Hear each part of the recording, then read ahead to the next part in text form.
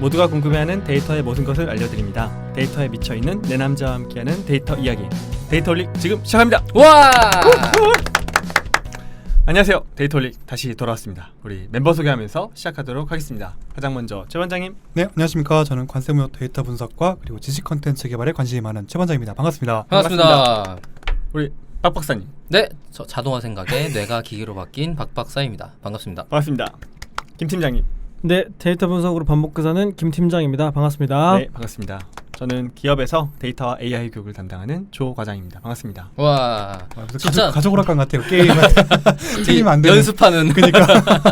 근데 왜 이렇게 차분해요, 저 오늘? 그러니까 피드백이 본능적으로 우리 다 같이 뇌를 지배하고 있는 것 같아요. 지난 회차 피드백이. 그러니까 그분도 피드백이 웃지 마라 이런 건 아니었고 가끔 너무 이렇게 볼륨이 높아지면 깜짝깜짝 놀란다. 뭐 그런 것도 있고 이제 뭐라 그래야 되지? 뭐지? 저희가 첫 화들을 다시 다 들어봤잖아요. 네. 네. 그때 어땠다라는 걸 한번 다 같이 기억을 하는 거야 우리가 그치. 지금. 그래갖고 그때는 서로 서먹서먹했어요 좀. 그쵸? 아니 제가 한 20몇 분을 혼자 쫙 얘기하고 있더라고요. 너는 그때도 그랬고 지금도 그래요. 아니 뭐 옛날만 그랬다고 지금 그러는 진짜 거예요? 웃겨가지고. 무슨 소리 하는 거야? 내가 그렇게 길게 말할 기회가 그때랑 뭐지 크롤링 할 때밖에 없었어. 잘 생각해봐. 그러니까 우리는 처음에는 지금 그러고 12화 지난 거야. 우리도 처음에는 너가 그렇게 길게 이야기할 줄 몰랐어. 맞아요. 예상을 못하니까 말릴 수도 없지. 그러니까. 언제 끊을지 짐작도 안 가고. 어쨌든 저희 이제 조금은 차분하게 해보려고 뭐. 근데 그분이 피드백 주실 때 괄호하고 이렇게 쓰셨어요. 그러나 편한 대로 하세요 이렇게. 뭐 마음에는 안 들지만. 네. 들어주지 뭐 약간 이런 식으로. 예. 저희 이제 오늘 방송 주제 말씀드리기 전에 그래도 우리 또 오랜만에 봤는데 멤버분들 어떻게 보내셨는지 한 주를 듣고 싶습니다. 특별한 일 있으셨던 분. 김 팀장님. 저는 아무 일도 없었어요. 뭐 맨날 아무 일도 없어요. 일주일 동안 뭐예요? 특별한 일이 없습니다. 그래서 친구가 없는 거야. 네? 자기가 친구가 없다 그랬잖아요 책에다가. 김 팀장님 그 책에 보면 네. 앞에 뭐라고 하죠? 책갈피가 아니라 뭐죠? 머리? 앞에? 저자 소개? 저자 소개에 네. 그러니까 이제 뭐 타로 카드나 미신 뭐 이런 거 싫어하고 그리고 두 고양이와 이제 뭐 여인에게 간택돼서 살고 있고 친구는 없다. 그러니까. 아니 뭐 집에 고양이가 있는데 친구가 왜 필요하죠? 아니 고양이의 근황을 얘기해 주세요 그러면. 고양이는 네. 잘 먹고 잘 싸고 그러고 있어요. 뭐 별일 없습니다. 네. 두 마리였나요? 네, 두 분을 모시고 있습니다. 두 분이 성함이 어떻게 되세요? 한 분은 랭이라고 하고요. 한 분은 네. 호두라고 하고 이걸 누가 궁금해? 우리 집 고양이를 누가 궁금해? 궁금할 수 있지. 내가 똥 쌌는지 왜 누가 궁금하겠어. 꼭 궁금한 걸 알려주는 게 좋은 건 아니고. 안 궁금해도. 아니 우리 그래도 근황에 대한 이야기 할 때 좀 이렇게 뭔가 분석에 대한 얘기를 좀 연결해서 합시다. 안 궁금해할 것 같아서 뭐 별로. 하여튼 알은 잘 팔고 계셨어요. 알만 팔고 있어요 계속. 오늘은 무슨 알로 팔았어요? 공룡알? 이거 어떻게 할 거야 오늘? 오늘 아유 큰일 났어요. 커봐 맥주 먹자니까 오늘. 공룡알이 뭐요? 궁금하지 말자니까. 타조알. 청취자분들 중에 분명히 그런 빵 생각하시는 터져. 분이 있을 것 같아요. 아니 박 박사 저거 술 먹고 한다고 분명히 생각하시는 분이 있을 것 같아요. 맨정신에 공룡알이라는 드립이 나오냐고. 아유 이게 필스너 우르켈입니다. 막 이러고. 제발 술 먹은 거였으면. 어쨌든 저희 멤버들은 잘 지내고 있는 것 같고요. 근데 요즘 좀 더워져가지고 맞아요. 저희도 약간 텐션이 떨어지는 것 같아요. 맞아. 저는 원래 아토피가 좀 있어갖고 여름이 되니까 돌아버리겠는 거예요 진짜. 계속 피부 안 좋아지고 엊그제는 결막염에 걸려갖고. 진짜요? 네. 조금 더 옆으로 가주세요. 그거 전염 안 돼요. 진짜? 유행성 결막염 전염되는 거 아니에요? 유행성이 아니에요 저는 지금 이게. 네. 그래서 그냥 눈 많이 비벼갖고 이렇게 된 거라서. 결막염이랑 상관없이 비키라는 거예요. 그 얘기하면 어떡해. 캐치를 못해 얘가. 눈치가 없네. 내가 그래서 친구가 없구나. 그냥 싫은 건데. 그러니까 마음을 읽어야지. 네, 데이터올릭 우리 이번 방송에서는 저희가 벌써 이번 방송이 23번째 방송이에요. 그죠? 23회 맞죠? 올해 이게 23회예요. 23회예요. 그렇죠. 그러니까 저희가 주제를 시작하고 모든 멤버들이 한 분씩 에피소드를 맡았었어요. 박 박사님만 2번 하셨고 나머지 멤버들은 다 4회씩. 그래서 아 그렇군요. 네, 맞아요. 날로 먹었어요 여기는 자동화를. 아이고 어떻게 2회밖에 안 했을까? 우리 다 4회 했잖아요. 아 근데 저기는 시즌제로 한 3시즌도 할 거기 때문에 1탄이었지. 아니 네. 내가 길게 말한다고 뭐라 그랬더니 언제고 지금 말할 기회를 안 줬다고 뭐라 그러는 거야? 네, 알겠습니다. 근데 나는 너무 어이가 없었어요. 영화 2시간짜리 영화를 리뷰하는데 4시간을 리뷰를 그 영화를 보라고. 어이가 없어. 그러네요. 그러고 보니까 영화를 그대로 봤어도 그거보다 짧겠다. 그것도 참으면서 얘기했는데. 그냥 대사만 쭉 읊었어도 2시간인데 그러니까 2시간 10분짜리 신기하네요. 그러게요. 신기한 일이에요. 영화 러닝타임보다 길게 해가지고 스크립트를 그대로 다 읽었어도 2시간인데. 그러니까. 어. 야, 참. 어쨌든 저희가 23번째 화를 맞이하고 있고 저희가 이번에 준비한 콘텐츠는 뭐냐면 이제 저희가 한 바퀴를 돌면서 그래도 가장 관심 있는 분야를 우리 멤버들이 한 번씩 전달해드렸잖아요. 네. 근데 이게 저희도 팟캐스트를 처음 하다 보니까 그때 에피소드에서 좀 다루지 못했던 아쉬웠던 부분들이 있는 것 같아요. 반응이 왜 이래? 나만 이래? 나만 그런 거야? 아쉬워. 그런 것도 있고 청취자분들이 이제 질문을 올리셨던 것들에 대해서 저희가 팟빵 댓글에 그 답글로 달다 보니까 좀 길게 설명 못 드렸던 부분도 있는 것 같아요. 그래서 준비했습니다. 이번부터 2회 에피소드에는 무엇이든 물어보세요 특집입니다. 와. 무엇이든 우리가 물어보는 거죠. 우리끼리도 물어보고 우리끼리도 물어보고 청취자분들 댓글도 소개해드리고 이런 시간을 저희가 이제 한 멤버씩 돌아가면서 갖기로 했어요. 네, 그래서 저희가 다 같이 다뤘던 콘텐츠는 조금 나중에 기회가 되면 다루기로 하고 박 박사님이 다루셨던 자동화 이쪽부터 하나씩 여러분들의 궁금증을 해결해 나가드리도록 하겠습니다.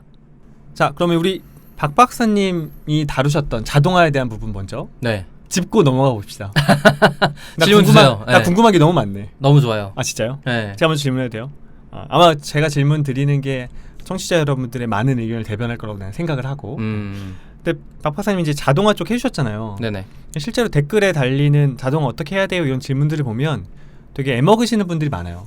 뭐 소위 그쵸. 크롤링만 해도. 그러니까 전 어떤 생각이 들었냐면 자동화 하려고 너무 어려운 걸 우리가 배워야 되는 거 아닌가. 그 부분은 좀 되게 여러 호불호나 네. 그러니까 자동화를 자동화할 수 있는 건 없나 이런 걸. 제가 대본을 여기 까고 싶은데 여기에 우문현답을 해달라고 써놨어요.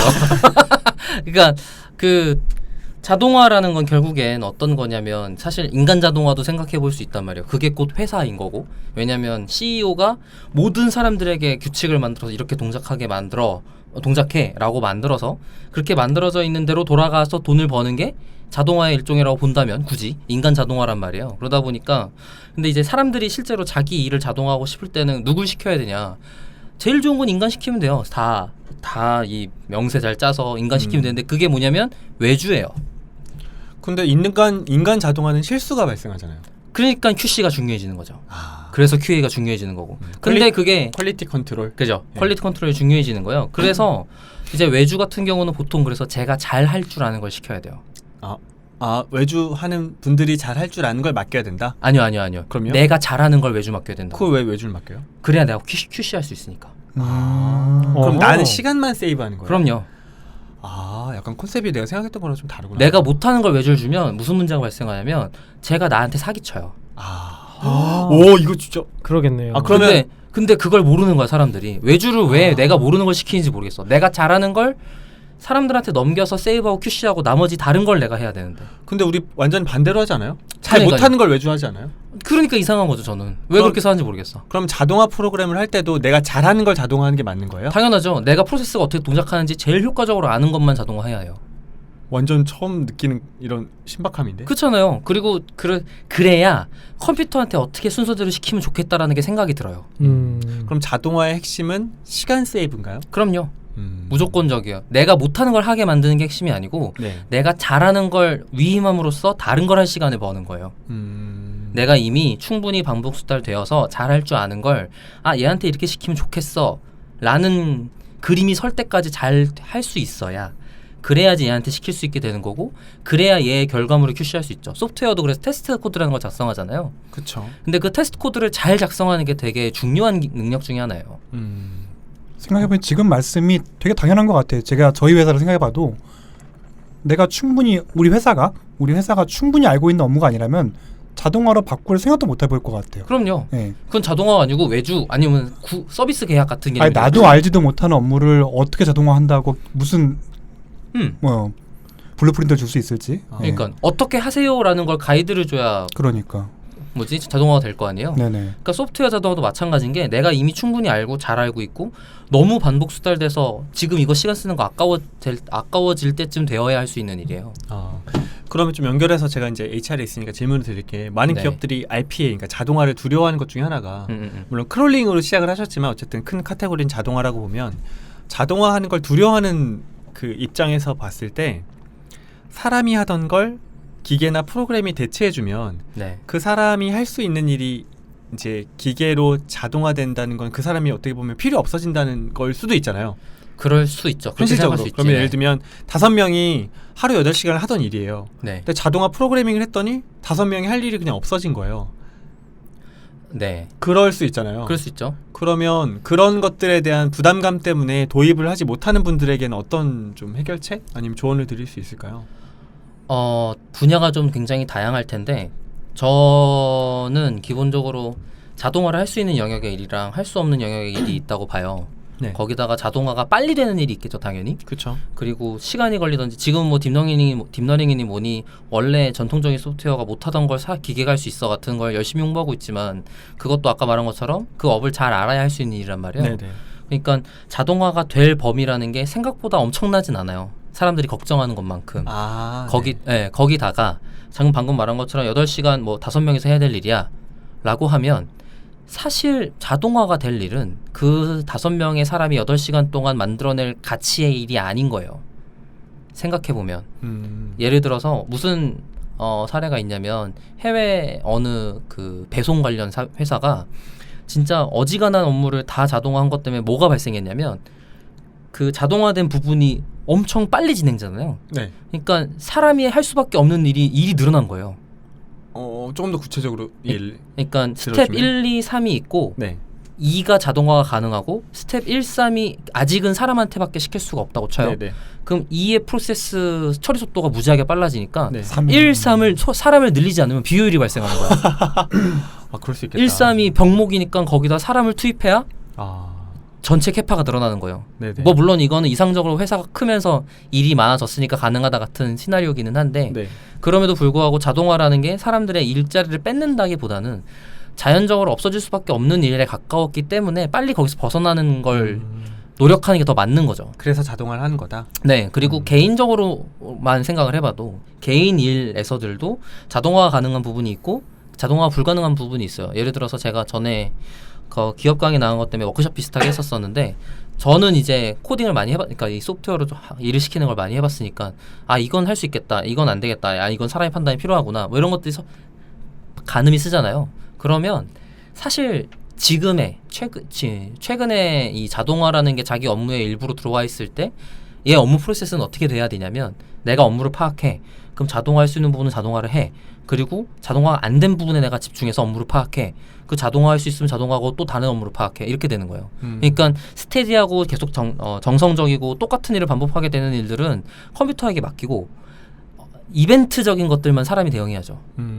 원래 자동화를 하는 이유가 더 가치 있는 일에 우리의 시간을 쏟기 위해서 자동화를 하는 그죠. 게 목적은 맞는 거죠. 네, 사람이 더 기계가 할 수 없는 일을 대응하기 위해서 사람이 다 자동화 해놓고 다른 일을 신경 쓰지 않는다에 가까운 거고 특히 이제 워낙 최근에 스테디하게 업계라는 게 안정적으로 된 분야들이 있어요. 마케팅이라든지 몇 개 정형화된 일들을 해야 되는 곳들. 그런 데는 이미 개인 업무의 자동화가 아니라 솔루션이 나오잖아요. 그렇죠. 네, 솔루션이 나온다는 얘기는 무슨 뜻이냐면 그만큼 일이 정해져 있다는 뜻이고 그것 때문에 그것만 돌아가게 만들면 돈이 된다는 얘기는 그 사람의 시간을 세이브해준다는 소리니까. 그게 이제 업무 자동화와 저와 솔루션을 써야 되는 3단계 중에 하나인 거예요. 예를 들면 그런 거 있겠네요. 우리가 마케팅 프로모션을 걸잖아요. 돈을 내고. 그러면 네. 보통은 그 프로모션이 어떻게 진행되는지 하나하나 사람이 수작업으로 받아가지고 그 반응을 보고 살폈는데 이제 마케팅 솔루션이 일배치로 돌면서 그죠, 하루에 그죠. 한 번씩 마케팅 리포트를 보내줘가지고 그것만 보고 의사결정한다. 이런 것도 좀 자동화의 영역인 거죠. 그렇죠. 소위 그런 거죠. 예를 들어서 우리나라는 제가 마케팅 플랫폼들의 보고서들이 얼마나 잘 정리된 포맷으로 온지는 모르겠는데 그게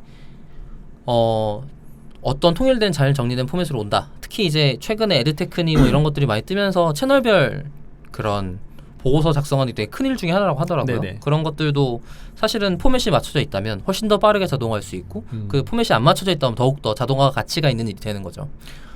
그럼 좀 연관된 질문인데 이제 자동화 같은 것들 많이 경험을 해보셨을 테니까 이것만은 자동화하면 안 되겠더라라는 분야나 혹시 그런 업무의 성격 같은 게 있을까요? 분야까지는 잘 모르겠고 분야 그러니까 이거는 자동화하니까 좀 생각보다 잘 안 되더라. 오히려 그 역효과가 더 많이 나더라. 이랬던 경험 같은 게 있을까요? 아까 물류에서도 하나 예일 것 같아요. 그러니까 오히려 일이 늘어나는 부분. 전반적인 프레임에 대한 어떤 진단이 없이 특정 한 파트만을 자동화하는 것은 오히려 이상한 결과를 만드는 것 같아요. 그런가요? 저는 긍정적인 사례로 소개하긴 한데 전체적인 과정에 있어 과정이다라고 볼 수는 있겠지만, 네네네. 근데 어쨌든간에 조금 더 검토가 필요하지 않았을까라는 생각되기도 하기도 하고. 한편으로는. 네. 근데 저 더 궁금한 질문이 갑자기 생각나는데 네. 박 박사님 자기 소개할 때 자동화 생각에 뇌가 기계로 바뀌었다고 했잖아요. 네. 왜 그렇게 자동화에 꽂혔어요? 전에 한번 얘기했던 것 같아요. 저는 되게 게으른 성격이라니까요. 게으른 사람이 도구를 창조한다 막 이런 건가? 그가 제가 일부러 그런 소개를 하고 싶어서 했다기보다는 그런 일은 재미없잖아요. 왜 내가 해? 그래서 기계에 시키는 거예요? 네, 그럼요. 그 일을 한다는 것 자체가 그냥 그 생각만으로도 일하기 싫어지는데?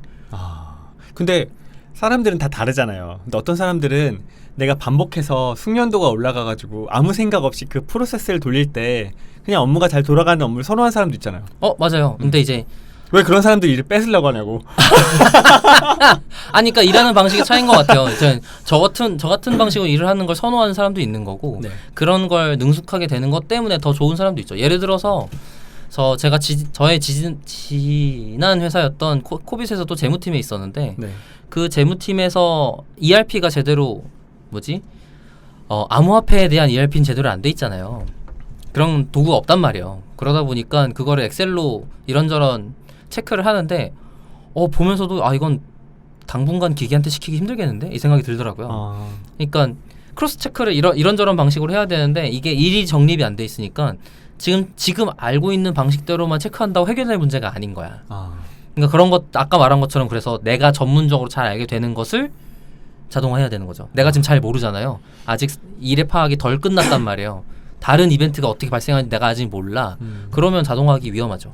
이거 좀 되게 사람들이 참 잘 가져야 되는 관점 같아요. 보통은 잘 못하는 업무 자동화하고 잘 못하는 업무 외주 주려고 하는데 이게 완전히 반대가 돼야 된다. 그럼요. 그게 내가 잘 알수록 자동화가 효율이 좋아질 거잖아요. 그렇죠. 그리고 또 이게 문제가 뭐가 있냐면 자동화를 했을 때 자동화가 끝이 아니에요. 이건 소프트웨어를 만든 거잖아요. 네. 그러니까 유지보수를 해야 돼. 그렇죠. 유지보수 비용이 크면 하면 안 돼요. 얘가 자주 바뀌는 일이야. 뭔지 모르겠지만 계속 코드를 계속 고쳐야 돼. 근데 이제 그 범위가 크지 않다라는 게 감각적으로 서야 이건 자동화를 하는 일이지. 그게 감각적으로도 안 섰고 어떻게 될지도 모르겠고 만들어 놓은 놨고 이래버리면 그럼 하면 안 되죠. 그럼 현실적으로 이 방송을 들으시는 뭐 여러 현업에 계신 분들이 자동화를 하고 싶다라는 마음이 생겼어요. 네. 그럼 진짜 실무적으로 어떻게 접근해야 돼요? 뭐 RPA 하는 업체를 찾아가야 돼요? 그거는 여러 가지 선택지가 있을 수 있을 것 같아요. RPA를 찾아가는 건 전형적인 내 일을 잘 모르고 RPA 하고 싶어 같은 느낌인 거고. 나 디스당한 느낌이지. 그러니까 내 일이 어떻게 돌아갈지 잘 알아야 이거를 시킬 만한 도구가 뭔지를 찾아보게 되는데 이 일은 뭔지 모르겠고 전사적으로 도입은 해야겠고 네. 좋다니까 솔루션이 있다니까 넣어보자 같은 전략이 된단 말이에요. 그렇다고 RPA 쪽에서 뭔가 이 회사를 다 파악해갖고 여기다 이렇게 하면 돼요라는 건 굉장히 시간이 오래 걸리는 일이잖아요. 네. 말씀드린 것처럼 업무가 파악이 돼야 자동화를 할 수 있단 말이에요. 근데 그쪽에는 컨설팅 업체 사람이 뭐 그 업의 전문성을 갖고 있는 사람이 와서 RPA를 해주면 또 모르겠는데 그러기엔 쉽지 않을 거란 말이야. 그럼 어떻게 해야 되냐고. 그러니까 자기가 다시 돌아가서 자기가 업무를 잘 알아야 돼요. 자기 업무에 대해서. 그러니까 그 다음에 자동화를 도입하고 싶을 때 어떤 어프로치를 해야 되냐는 거지. 그 다음부터는 이제 고민을 하는 거죠. 어떤 도구가 자기한테 잘 맞는지. 저는 이제 여전히 R8이다 보니까 R이 빠르게 공부하기에 도움이 된다라고 소개해드리고 싶긴 합니다만 RPA가 회사 내에 있으면 자기 업무 중에 끼워 맞추기 좋은 게 뭐가 있는지 파악해봐야죠. 네. 대부분 RPA가 뭐 이메일 보내기라든지 연결돼 있는 프로그램의 클릭 자동화라든지 이런 걸로 이루어져 있단 말이에요. 그러면 내가 뭐뭐뭐 클릭해서 어떤 결과물이 나와야 된다는 걸 정확하게 순서대로 파악하고 있어야 되고 그게 실수가 일어나면 안 되고 결과물이 어떤 게 나와야 된다는 걸 정확하게 알고 있어야죠. 스타트업 같은 데도 RPA가 좀 많이 필요하지 않을까? 왜냐하면 스타트업은 근데 사람으로 하는 RPA는 데잖아요. 너무 비싸요. 아, 너무 비싸요? 네, 그 도입하는 게 너무 비싸가지고 예, 저희도 스타트업은 아니고 뭐 중소기업이긴 하지만 네. 네. 그 의사결정이 쉽지가 않았어요. 그 비용 때문에. 그 비용이라는 게 막 억대 이렇게 올라가는 수준이에요? 단순히 그냥 RPA 얼마라고 되어 있는 건 아닌데 네. 그 프로젝트에 따라 다르긴 하거든요. 그래서 몇 대의 로봇을 도입하느냐 뭐 네. 이런 거에 따라 다르고. 박 박사를 사면 안 돼요? 박사 비싸요. 되게 비싸요. 훨씬 비싸지. RPA 솔루션보다 비싸요. 일가정이 박 박사 왜 필요하다고 얘기하지 않았어요? 아니 근데 저가 뭐 드릴 말씀은 아니지만 저가 회사에서 스트레스를 많이 받는 것 중에 하나가 그게 있는 게 자동화를 어설프게 알고 나니까 스트레스 너무 많이 받더라고요. 무슨 말이냐면은 지금 내가 하고 있는 일이 자동화 될 거란 일을 인지 아는 거죠. 그죠? 예. 그리고 이거를 하는 우리 회사 내부 조직도 있어요. IT 부서가 있어. 근데 이거를 못 해주는 거지. 내가 지금 하고 있는 일이 얼마나 바보 같은 일인지를 아는데 할 수밖에 없는 거죠. 그러니까 하는 일 중에 일부가 그렇다는 거죠? 상당수가 그렇게 상당수가요? 보였어요. 네네네. 제가 그래요. 전 절대 못해요 그거. 내가 일주일 동안 빵꾸를 내더라도 코드를 짜고 있겠어. 근데 그렇다고 나는 박 박사님처럼 코드를 짤 능력은 또 안 돼. 엑셀을 좋아하긴 하지만 VBA나 매크로는 아직도 공부 중이고 인제서. 그러다 보니까 분명히 알겠지만 아직 못하고 있는 게 있다 보니까 이게 굉장히 스트레스로 다가오더라고 저한테는. 맞아요. 근데 많은 실무자가 이러지 않을까 싶긴 해요. 가장 단순하게 접근할 수 있는 게 마우스 키보드 자동화예요. 매크로? 네. 매크로 아예 그냥 프로그램도 있고요. 마우스 키보드 동안 조금만 설명을 해줄 수 있나요? 그 개념을?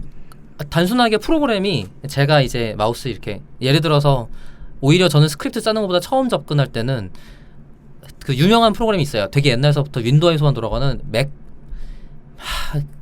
MA 하는 마크로라고 되어 있는 프로그램이 하나 있는데 걔는 어떻게 해주냐면 리코드 버튼을 누르면 내가 마우스를 움직인 다음에 클릭, 그 다음에 키보드 입력, 그 다음에 엔터, 그 다음에 리코드 종료하면 어느 위치 가서 클릭하고 키보드 치고 엔터 쳤어 라는 걸 그대로 기록해요. 그리고 걔를 실행, 그럼 그대로 움직여줘.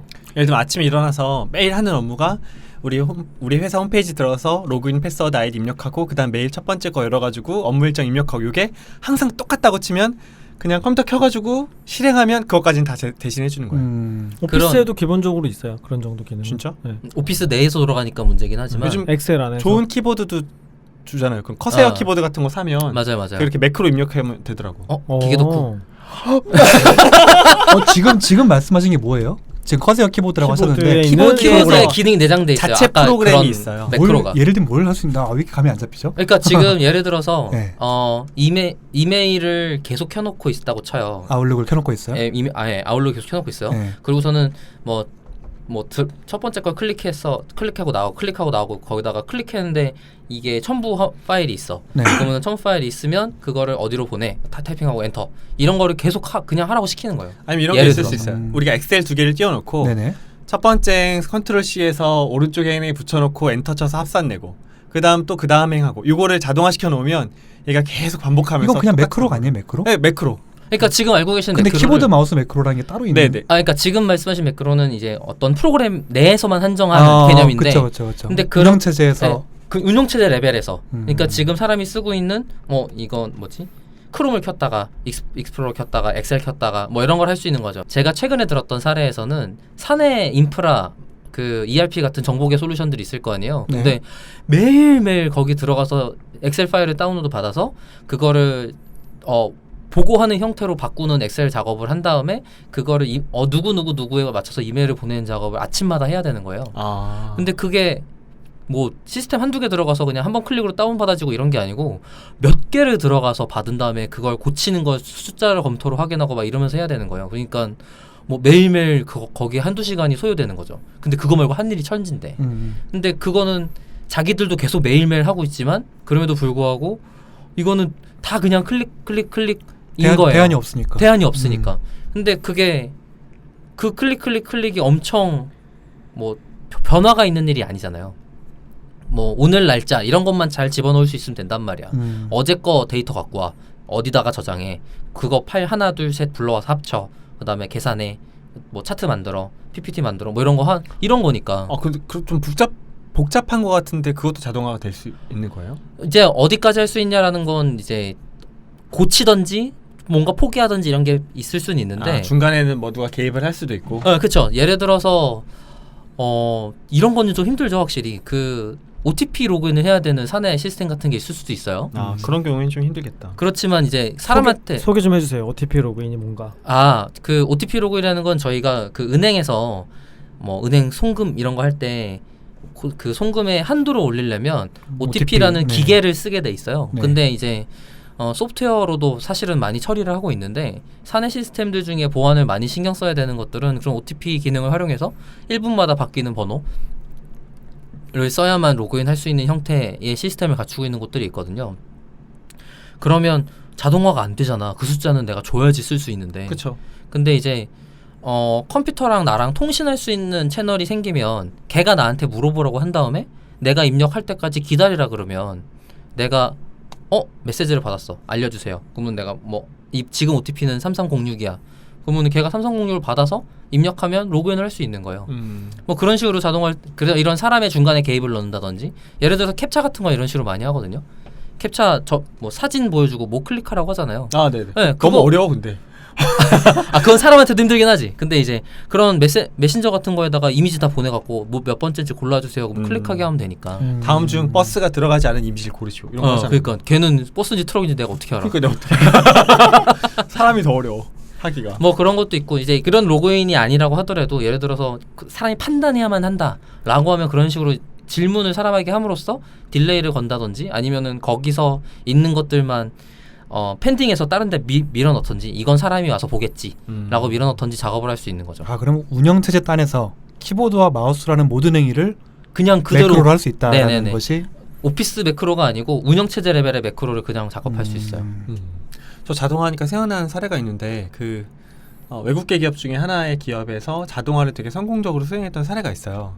근데 외국은 우리나라보다 더 노동 환경 이런 게 되게 스트릭트하잖아요. 그 해고나 이런 유연성이 되게 떨어지는 데도 있잖아요. 미국 말고 유럽 국가 중에. 더 심하다고? 오케이, 그런 데도 오케이, 있잖아요. 이해했어요. 네. 근데 이제 그런 쪽에서 하시던 분이 자동화를 되게 성공적으로 했었는데 어떻게 하셨냐면 자동화가 아까 제일 처음에 제가 HR 측면에서 우려했던 것처럼 사람이 필요 없어지게 되는 결과를 초래하기도 하잖아요. 그러니까 이분은 어떻게 했냐면 부서에 찾아다니면서 어떤 일 하세요라고 다 물어보고 지금 혹시 더 중요한 일을 해야 되는데 시간이 없지 않으세요라고 물어본 거예요. 그럼 당연히 다들 좀 시간이 없고 바쁘다고 하겠죠. 그래서 물어봤어요. 네가 하루에 필요한 시간, 추가 시간이 몇 시간이야? 이렇게 물어본 거예요. 내가 3시간만 더 있으면 일을 더 가치 있는데 할 수 있을 것 같아. 정시 퇴근할 수 있을 것 같아라고 한 거예요. 그래? 그럼 네 업무 프로세스 다 갖고 와봐. 딱 3시간만 줄여줬어요. 자동화로. 그러니까 사람들이 이 자동화가 내 일을 뺏는 자동화가 아니라 내가 더 좋은 가치에 투자할 수 있게 만들어주는 자동화다. 이렇게 판단을 해가지고 하나하나 그런 것들을 다 고쳐준 거예요.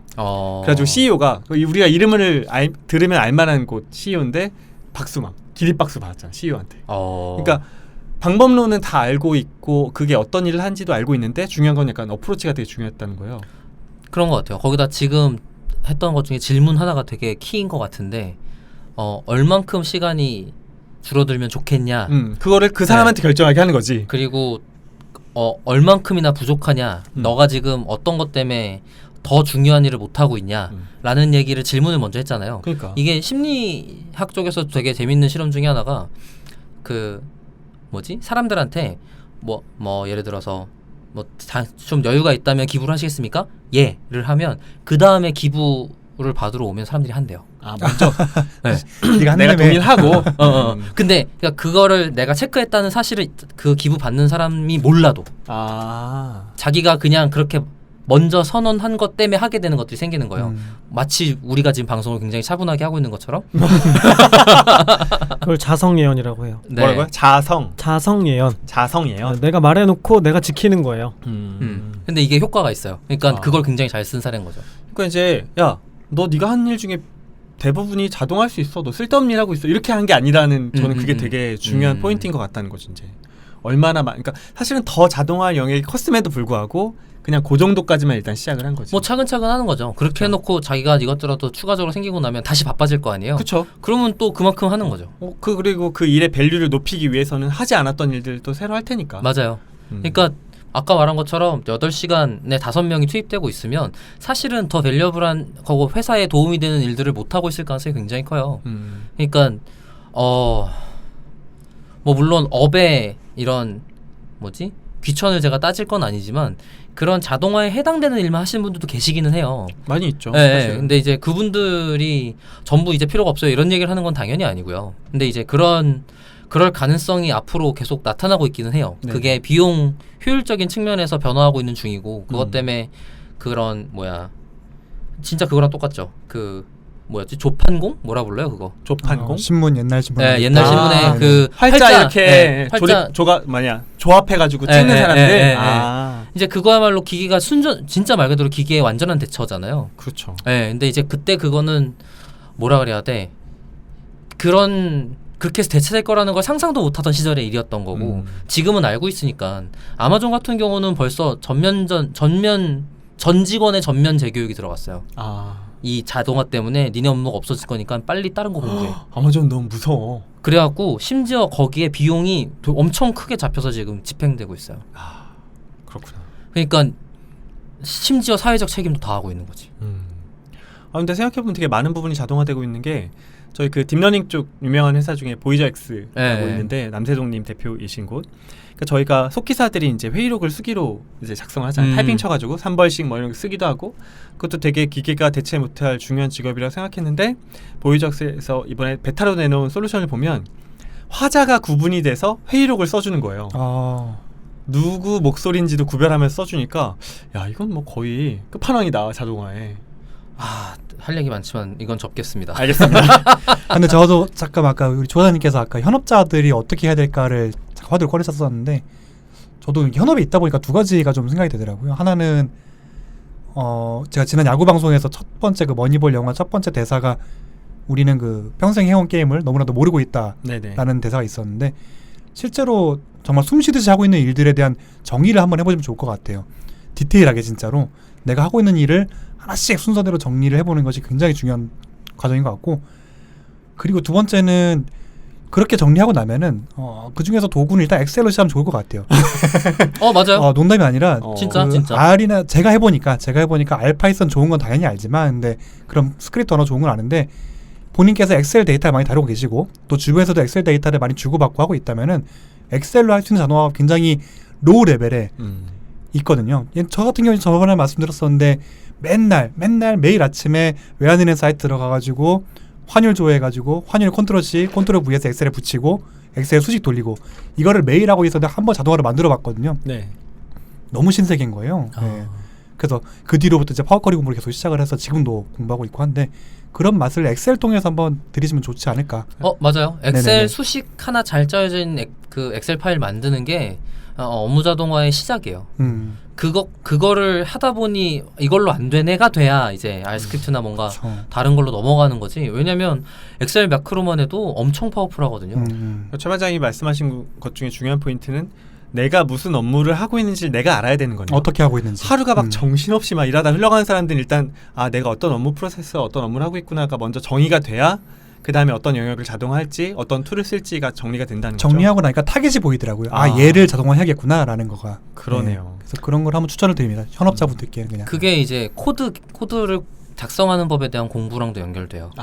왜냐하면 코드에는 빨래 해놔 같은 멘트가 없어요. 그런 거 없잖아요. 그렇죠. 세탁물 1, 2, 3 들어. 세탁기 문 열어. 그거 그 박 박사님 아내분이 박 박사님한테 얘기하면 하는 거 아니에요? 맞아요. 빨래에는 함수 이름인 거지. 네. 함수 이름. 심지어 얘기 안 해도 돼. 빨래나 함수가 보통은 없으니까 방금 말했던 뭐 옷 3개 들어, 문 열어 이런 함수들을 써야 되는 거야. 그러니까 자기 업무를 그냥 퉁쳐서 어떤 덩어리 하나로 알고 있는 대부분의 사람들이 이런 코드를 작성하는 법을 배울 때 처음에 허들이 뭐냐면 방금 말한 것처럼 일을 쪼개는 거예요. 나열해놓고. 그렇지. 쪼개고 순서대로 동작했을 때 문제가 없는가를 파악하는 거예요. 근데 쪼개는 거 자체를 못해요.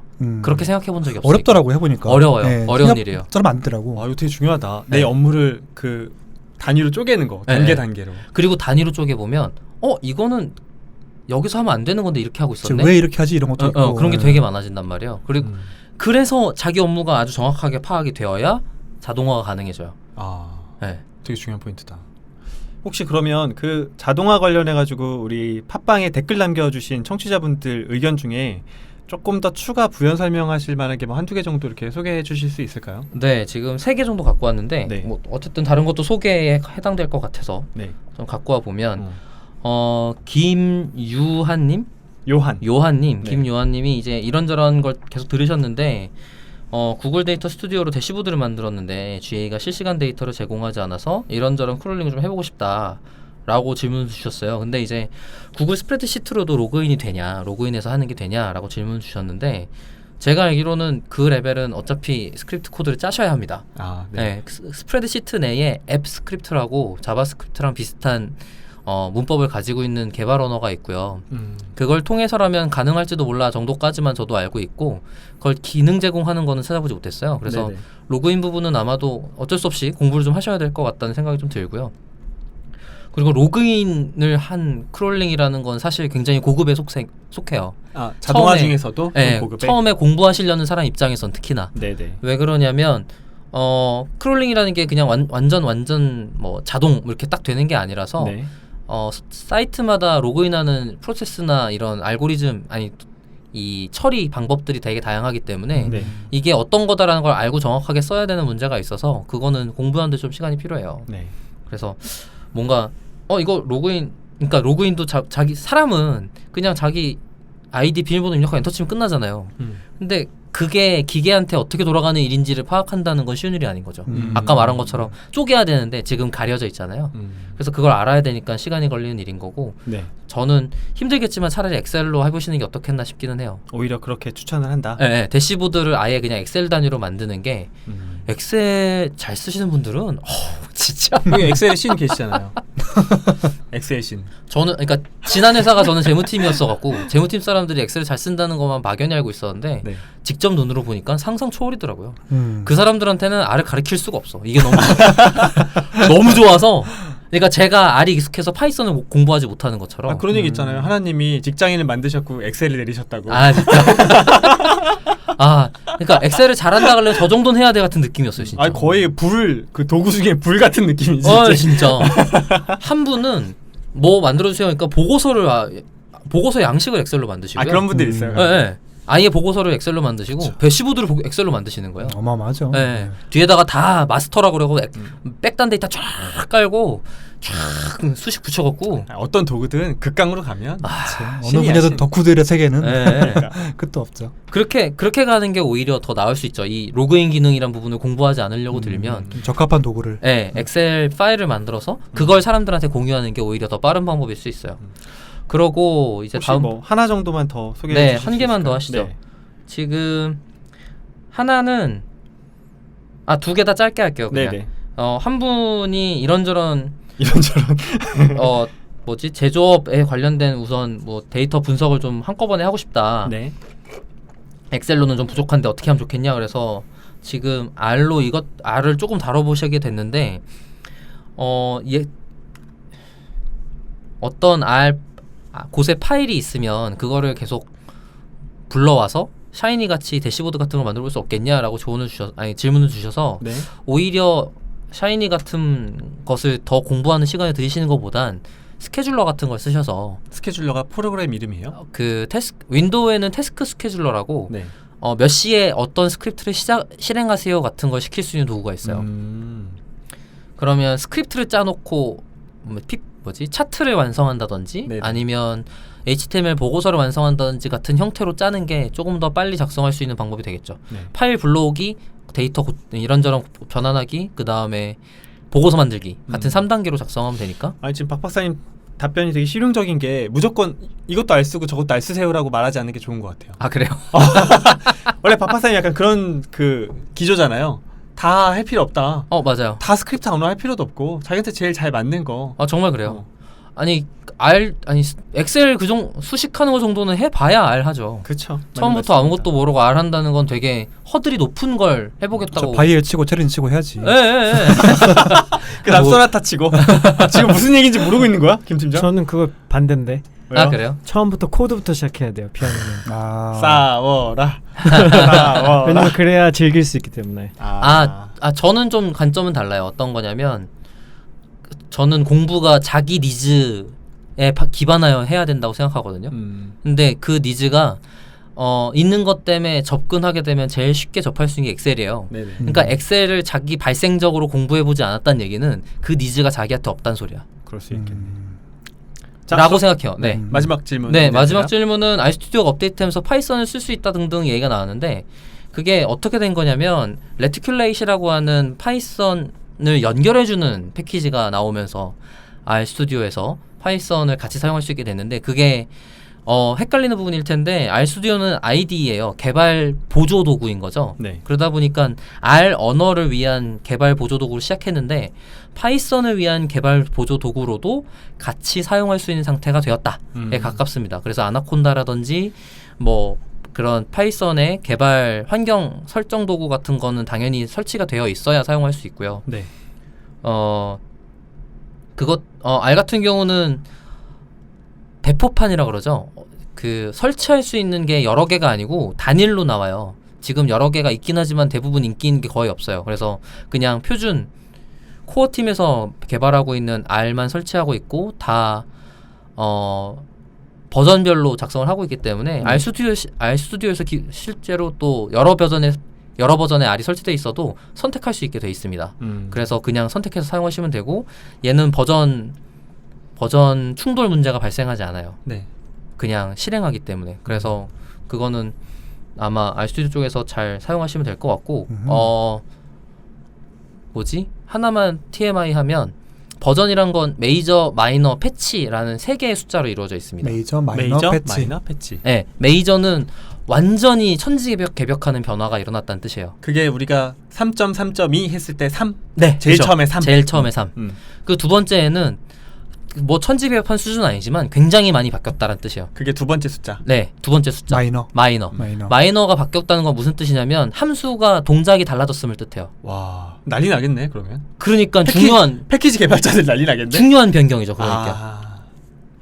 그리고 패치 세 번째 숫자는 인터페이스가 변경되진 않았어 라는 뜻이에요. 버그를 잡았다든지 성능이 개선됐다든지 이런 걸 뜻하는 거죠. 그래서 R 같은 경우는 마이너 버전이 변경되면 설치되는 폴더가 달라요. 아 그래요? 네. 그럼 다시 다 해야 되겠네? 그러니까 패치 버전의 숫자가 바뀌면 폴더가 바뀌지 않아요. 그래서 기존에 설치했던 패키지들을 그대로 사용할 수 있어요. 그런데 마이너 버전이 변경되면 설치하는 곳이 달라지면서 패키지를 새로 설치해야 돼요. 그럼 되게 큰 변화네요 정말. 네, 마이너 버전일 때는 그래서 많이 중요한 변화인 거고 그게 지금 방금 말한 세 가지는 모든 개발 쪽에서 지키려고 노력하는 방법 중에 하나예요. 이번에 처음 알았어요. 그 세 개 다른 숫자의 개발자 의미가. 분들도 일반적으로는 쓴다. 그렇게 쓰려고 노력해요. 파이썬도 네. 3.2.7 뭐 이런 식으로 가는 게 그런 거죠? 그래서 파이썬의 2.7과 3.0대 버전이 지금 서로 다른 그쵸 완전 다른 완전히 다르잖아요. 다른 언어로 그런 천지개벽한 변화가 일어나서 3.0대 버전 업그레이드를 한 거예요. 그래서 완전히 처음부터 설계를 다시 했고 리팩토링 했고 그것 때문에 천지개벽이라고 해서 너 왜 웃고 있어요? 아니 그 정도가 천지개벽인가? 아니 그럴 수도 있지 천지개벽. 누군가한테는 그럴 수 있겠네. 아니야. 아니 아예 코드가 호환 불가능해요. 천지개벽. 너 박 박사님 신기 건드리지 마요. 너 할 때 보자. 아니 미안해 잘못했어요. 아니 우리 휴대폰도 마이너 패치 업그레이드하는 건 잠깐 껐다 키면 되는데 안드로이드에 버전 올릴 때는 엄청 큰 변화 일어나잖아요. 아이스크림 케이크에서 뭐 케이크로 올라가고 뭐 이럴 때. 그렇죠. 그런 게 이제 메이저 업데이트. 그러니까 그런 게 메이저죠. 네. 완전히 프로그램 UI UX부터 싹 바뀌는 거. 맞아요. 안드로이드 같은 경우는 메이저 업데이트에 그 프로젝트 이름이 있어요. 네. 그래서 그 프로젝트 이름이 바뀌는 거죠. 귀여운 이름 쓰잖아요. 네. 참고하면 좋을 정보네 이것도. 네. 아무튼 그렇게까지 달아봤고. 어영부영 TMI 가운데 반응이 좋네요. 다행히. 제일 괜찮았어요. 그러면 이제 저희 청취자분들이 앞으로 저희가 뭐 사실상 요 정도까지가 우리의 시즌 1이라고 보면 시즌 2에 이제 박 박사님의 그 자동화 2탄부터 24탄까지 갈 거잖아요. 아 시즌 2 동안 더 많아요? 아 자동화 1탄이었잖아 예전에. 아 그렇기는 한데. 네. 그러면 앞으로 어떤 것들을 다뤄주게 되실지 간단히 예고를 해주실 수 있을까요? 한두 개만. 이런 거 할 거야 이렇게. 앞에 웹크롤링을 했던 것 같아요. 네네. 웹크롤링을 했었는데 저는 이제 제가 들고 있는 주제로는 크게 두 덩어리가 남아 있어요. 하나는 텍스트 분석. 네. 분석까지는 애매하고요. 텍스트 전처리에 가깝다고 보면 좋을 것 같고 그리고 꼭 나랑 합시다 같이. 네 좋아요. 텍스트 전처리 쪽이 가능할 것 같고 그 다음에 지금 잠깐 한참 얘기했던 자동화를 실제로 하는 여러 가지 것들. OCR도 해줘요 OCR. 네, OCR도 좋죠. OCR 같은 것도 패키지 소개부터 뭐 이런 것들이 가능하다. 네. 어떤 제약 사항이 있다 이런 얘기를 소개해드릴 수 있을 것 같아요. 좋네요. 그러면 여기까지 우리 박 박사님의 자동화 무엇이든 물어보세요 특집 진행해봤습니다. 아, 수고하셨습니다. 재밌다. 감사합니다. 감사합니다.